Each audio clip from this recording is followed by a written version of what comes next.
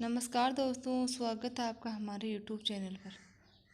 आज मैं लेकर आई हूँ श्री दुर्गा सप्तशती पाठ का तीसरा अध्याय। महर्षि मेध ने कहा, महिषासुर की सेना नष्ट होती देख कर उस सेना का सेनापति चिच्छुर क्रोध में भर देवी के साथ युद्ध करने लगा। आगे बढ़ा वह देवी पर इस प्रकार बाणों की वर्षा करने लगा मानो सुमेरु पर्वत पानी की धार बरसा रहा है। इस प्रकार देवी ने अपने बाणों से उसके बाणों को काट डाला तथा उसके घोड़ों व सारथी को मार दिया।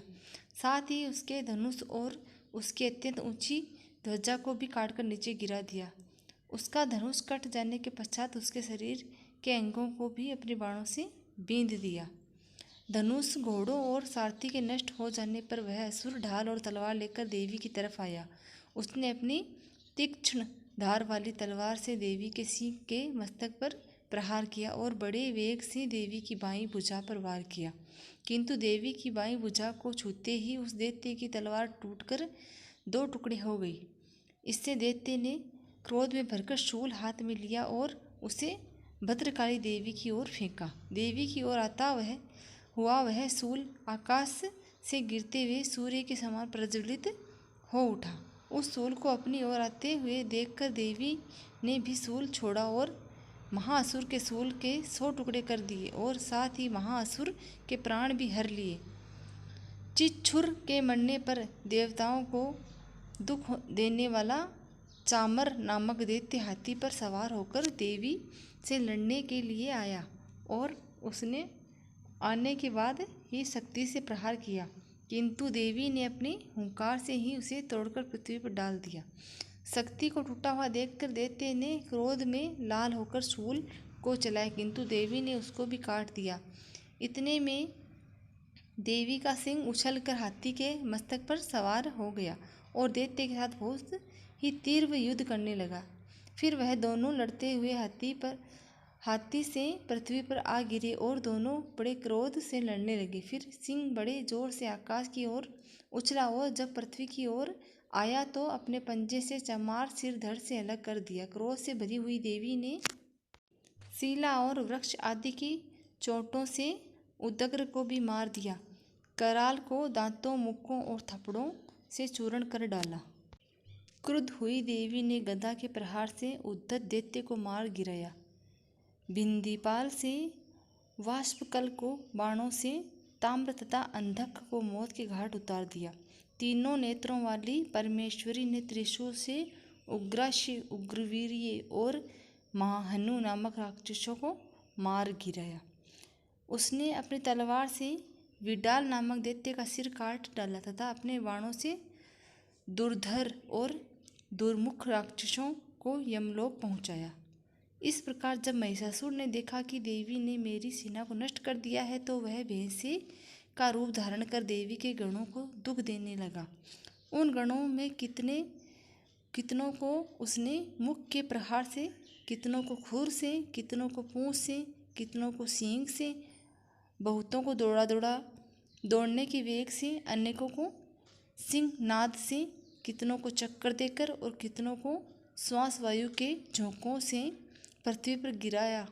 वह दैत्य इस प्रकार गणों की सेना को गिरा देवी के सिंह को मारने के लिए दौड़ा। इस पर देवी को बड़ा गुस्सा आया।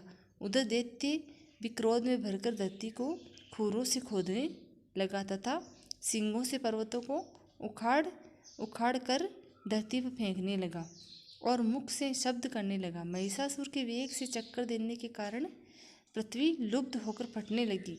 उसकी पूंछ से टकराकर समुद्र चारों ओर फैलने लगा। हिलते हुए सिंगों से आघात से मेघ खंड खंड हो गए और श्वास आकाश में उड़ते हुए पर्वत फटने लगे।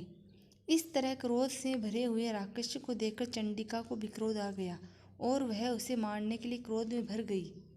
देवी ने पास फेंक दैत्य को बांध लिया और उसने बंध जाने पर दैत्य का रूप त्याग दिया और सिंह रूप बना लिया। और ज्यों ही देवी उसका सिर काटने के लिए तैयार हुई कि उसने पुरुष का रूप बना लिया, जो कि हाथ में तलवार लिए हुए था।